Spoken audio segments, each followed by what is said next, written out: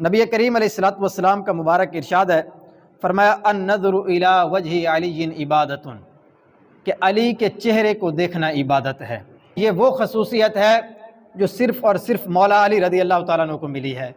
خلیفہ اول حضرت سیدنا صدیق اکبر رضی اللہ تعالیٰ عنہ، آپ کا یہ معمول تھا کہ آپ مولا علی رضی اللہ تعالیٰ عنہ کے چہرے کی طرف ٹکٹکی باندھ کر توجہ سے دیکھتے تھے۔ جب وجہ پوچھی گئی تو حضرت صدیق اکبر رضی اللہ تعالیٰ عنہ نے فرمایا کہ میں نے نبی کریم علیہ الصلوۃ والسلام کو یہ فرماتے سنا ہے کہ علی کے چہرے کو دیکھنا عبادت ہے، اس لیے میں علی کے چہرے کی طرف دیکھتا رہتا ہوں۔ یہ صحابہ کرام کی آپس میں محبت تھی۔